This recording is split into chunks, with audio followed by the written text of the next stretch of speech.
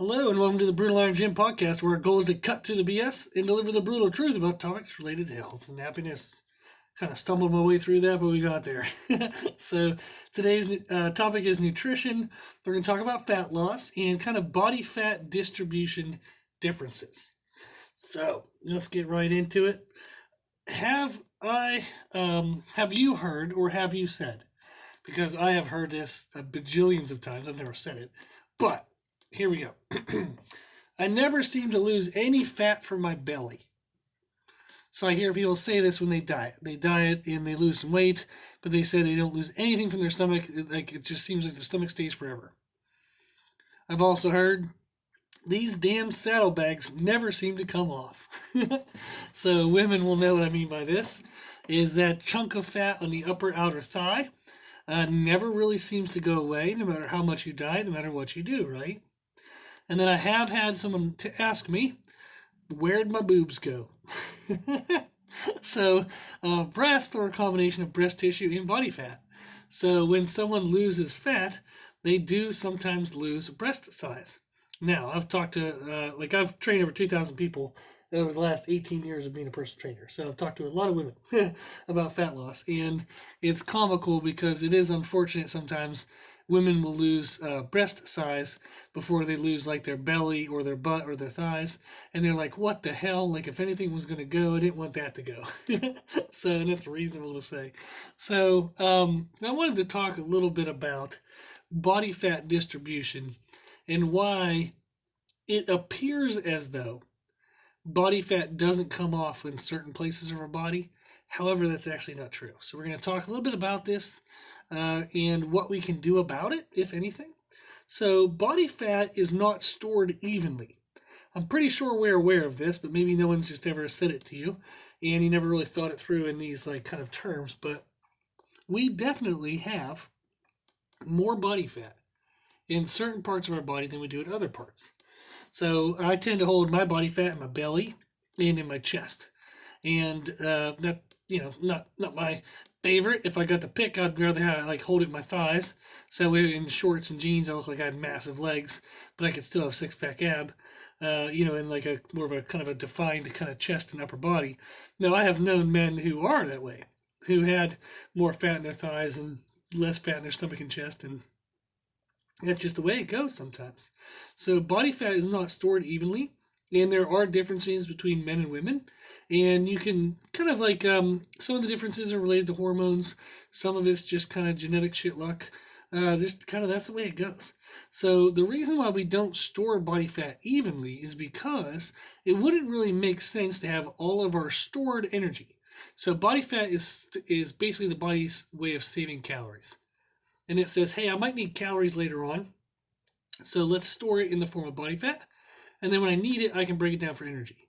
So this was super duper helpful way in the day when we didn't have food readily available for us whenever we wanted it. So right now, within like a mile radius of me is probably 1 million Oreos, and that's ridiculously unnecessary. But at one point in time, there actually weren't any Oreos. Can you believe it? Yeah. So I had a client give me a brain teaser thing one time years ago, and one of the facts on there, I think it was in 1904, the company who made the first cookie that we would consider an Oreo actually called it a Xerox. That was the name of the cookie, like Xerox or something like that. Awful name. And then the Oreo company is actually like the second company that made a cookie like that, but they're the ones that got famous. Pretty interesting. So, food at one point in time was not this readily available, so we would have feast or famine, kind of phases in our life. We would go out, we would kill an animal, eat the entire animal, but then we had to go find another one, and that might take a day or two. We would kind of have like plant stuff, we would harvest it. We would probably eat a lot when we had a lot of crops, and then we'd hopefully like portion it out and ration it out. But we all know how humans are because we're all humans. We probably ate whatever the hell we wanted and then wondered where it went. So there were times in our history as we kind of got to where we are today. So let's skip some of the background about, who knows however long we've been around, blah, blah, blah, blah. But at one point in time, human beings did not have a lot of food available. So the need to store body fat was important. Now it seems pretty kind of useless because we can eat whenever we want. So that is what body fat is. It is stored energy. Since it's stored energy, meaning it's energy that helps us fuel ourselves, it would make more sense that the body is going to put that stored energy near the things that need it, which is our organs. So it wouldn't make any sense to store all of my fat in my forearms and calves because I don't have any organs in my forearms and calves. Now you could say your skin is an organ. Congratulations, you passed the like hidden brain teaser test for the day. But I'm more so mean like the big ones, like the heart, kidneys, liver, stuff like that. So since our organs are centered in our body, it does make more sense that our kind of stored energy, our protective energy resources, would also be centered in the body as well. So that's why we do it. Okay, that's why our body stores it that way. It's not the way that we would like it, but that's the way it is. And then, like we said, there are hormonal differences. Men tend to store more body fat in their belly and upper back, whereas women tend to store more body fat in their belly and thighs. So it's still kind of centered to the body, like it's on the trunk of the body in a sense, but it is a little bit different men versus women, and it's also different, of course, among a bunch of different men and a bunch of different women. So since it is stored differently, that is why it looks like we don't lose it evenly. So what ends up happening is when we go through a diet and we lose body fat, our body actually does kind of take it off pretty evenly. So if I lose a 1/4 inch of body fat off of everywhere on my body, the places that started with only a 1/4 inch are going to look super lean and shredded, like our forearms. But the places that started with 3 inches of fat, to lose a 1/4 of an inch doesn't seem like it makes much of a difference. And that would be our problem areas, quote unquote, the areas that we store the most fat, which might be the belly and the thighs. So it doesn't look like body fat comes off evenly, but that's actually just because it's not stored evenly. This does equate to us having like different looks as we lose weight. So for example, if females in general, since they tend to store more body fat in their lower body, when they diet down for like competitions or they do diets like pretty extreme, pretty productive diets like 20, 30, 40 pounds loss, they're going to say that their upper body gets leaner before their lower body. And that's true in a sense because their upper body started with less fat. So it isn't uncommon for a female getting ready for an aesthetic competition to have their upper body look ready for the stage like 3 or 4 weeks ahead, but their lower body look like it needs a lot more than still 3 or 4 weeks. So since there's a difference in distribution to start with, the body does get leaner in an uneven rate because it started with uneven amounts.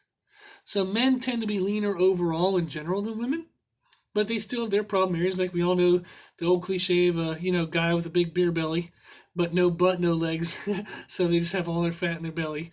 So there's guys that have kind of fat all the way around their midsection.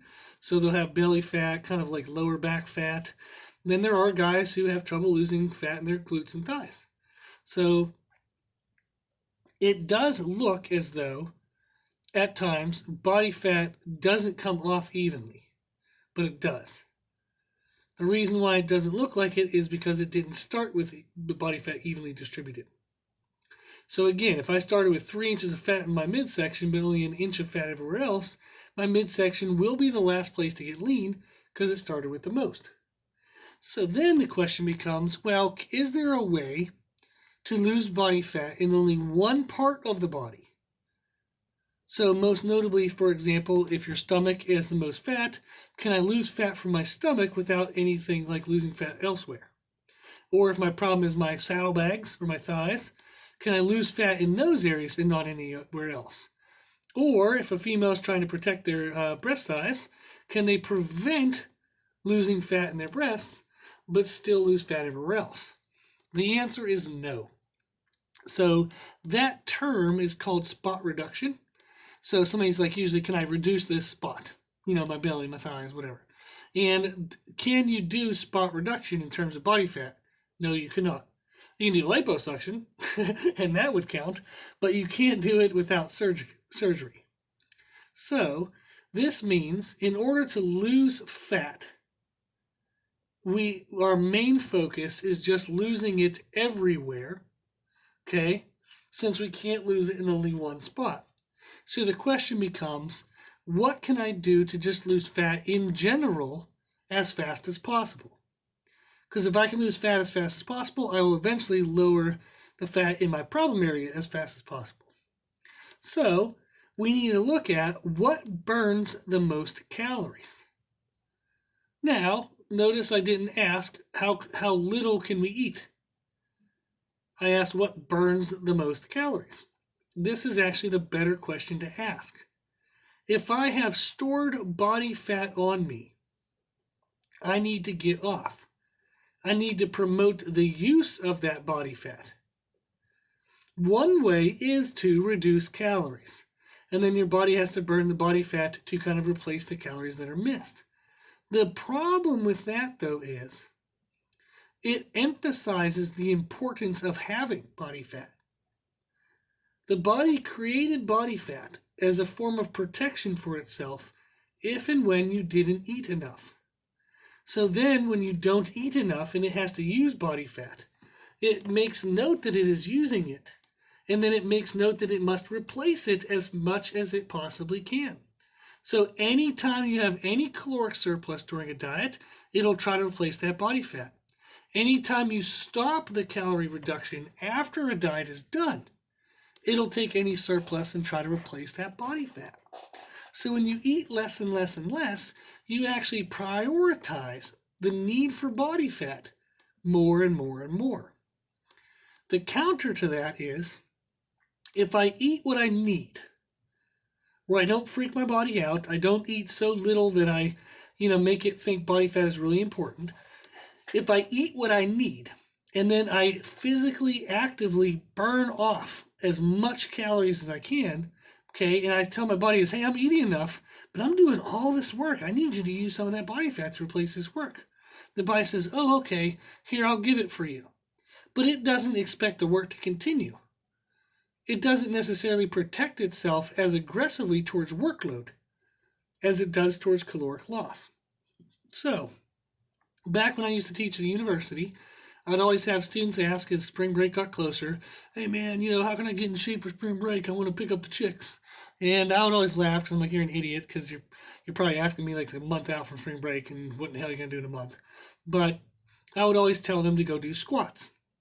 And they'd always look at me like I was crazy because they thought I was going to tell them some kind of fancy, magical way to do crunches.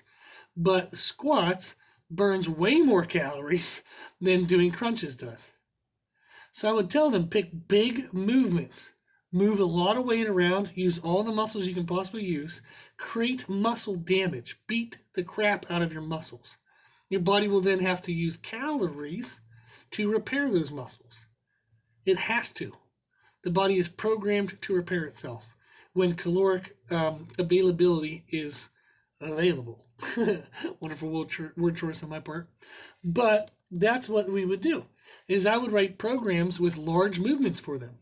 Things like squats, leg presses, dumbbell walking lunges. Things that used a lot of muscles rather than just an hour of crunches or an hour on the step mill or an hour on the treadmill. That stuff burns calories, like cardio burns calories while you're doing it, but there's no more calories burned afterwards.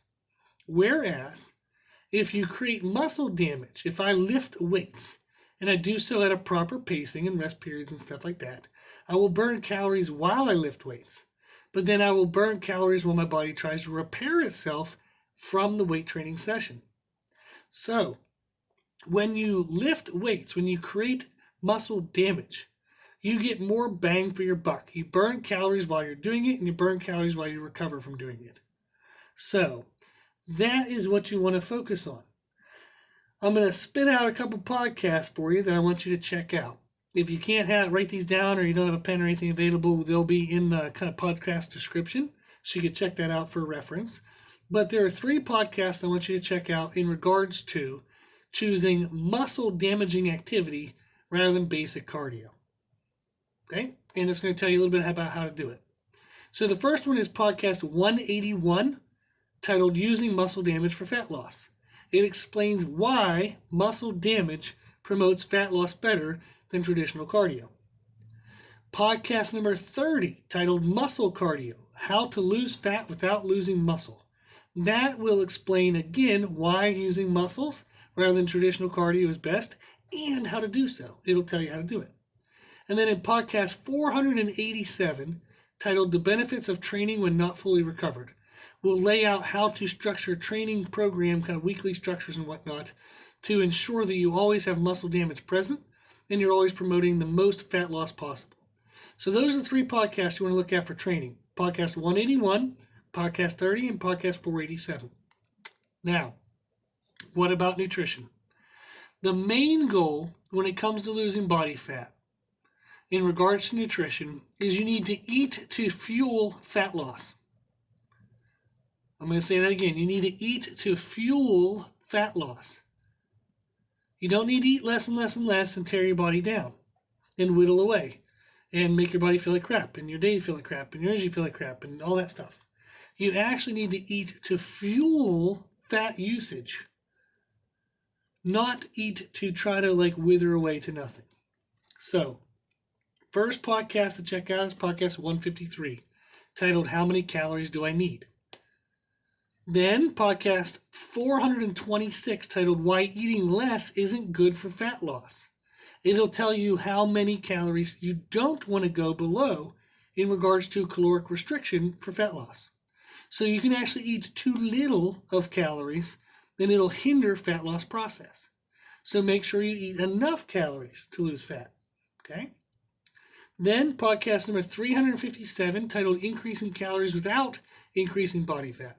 It explains more and more and more how you can eat the most you can while losing body fat, not always trying to eat less and less and less. Okay? So there's some good information to kind of go learn about. So 3 nutrition ones, 3 training ones. You can accomplish your goal, absolutely. So going back to the original title or original concept here is body fat is not distributed. It's evenly throughout our body when we gain it. So therefore, it will come off at what looks like different rates of our body when we lose it. So we do lose body fat equally everywhere. However, we don't start equally everywhere. So if you want your problem areas to go away, you will have to diet to the very end of fat loss process. So for example, if somebody gets down to, I've helped people do aesthetic shows, and if they get down to say 6 to 8% body fat, that's usually enough to get almost all of the fat out of their problem area. Then when they slowly rebuild their body, in the sense of re-entering calories and lowering some activity and going back to a quote-unquote normal life, their body fat distribution actually equals out more so. So I've done competitions with clients who've done multiple shows, 3, 4, 5, 6, 7 shows, and each time they gain body fat back after the show, just to get to a healthy rate. Okay, they never go fatter than what we started, but they do, if they get down to 6% body fat, that's not sustainable for life. You do have to let that come back up. So we might say top out between 12 to 16%, and that's where they kind of live and be happy and healthy. But their body fat distribution gets even. So it evens out more and more the more shows they do. So their quote-unquote problem area doesn't refill as quite as much as it did before. So every time they diet down below 10%, their body fat distribution evens out more, and they have less and less pronounced problem areas. So that's something kind of neat to consider, is the more diets you do, the more evened out your body fat distribution will get. Now, hopefully all this was helpful. If you would like any help, of course, we can help with nutrition and training plans. That's what we do. It's how we help pay for the podcast. And thank you to the patrons who promote the podcast by paying kind of a little bit of a monthly kind of donation to the podcast. It helps a lot. This podcast is definitely not free. So I appreciate everybody who helps to kind of cover this. So the business is happy to do it as a way to give back to the community. But thank you very much for those who help kind of cover this expense. If you would like nutrition and training plans to help try to figure out how to balance all of this, so if you're tired of trying to go through diets and never seeing what you want, if you're tired of training for fat loss but never looking the way you want to look, reach out to us. So this is what we do. It's how I've paid for my living for the last 18 years. So I've helped 2,000 clients over the years. This is what I do all day, every day, and I can help you. So don't live in a frustrated state. Don't think that your goals are not attainable. You can absolutely achieve whatever you want. Reach out to us and we'll tell you how to do it. Okay? So, if you're going to work hard, make sure your work is working. Okay? And we can help you do that. So, our email is brutalironGym@gmail.com if you want to reach out for any help or just some questions and just get some clarity on maybe what you're doing and whether it's the right thing or not. Let us know. Our email is brutalironGym@gmail.com. If you like the podcast, please share it with family and friends. Please, please, please. The more people we help, the happier the world will be. Also, if you like this information, you can find more from us on Instagram, Facebook, and Twitter, Brutal Iron Gym. And if you have any questions, feedback, or suggestions, we'd love to hear from you. The podcast is for you, so we want to know what you want to learn about. You can tell us at our email, brutalironGym@gmail.com. As always, I hope this was helpful. And thank you for listening. And thank you for watching.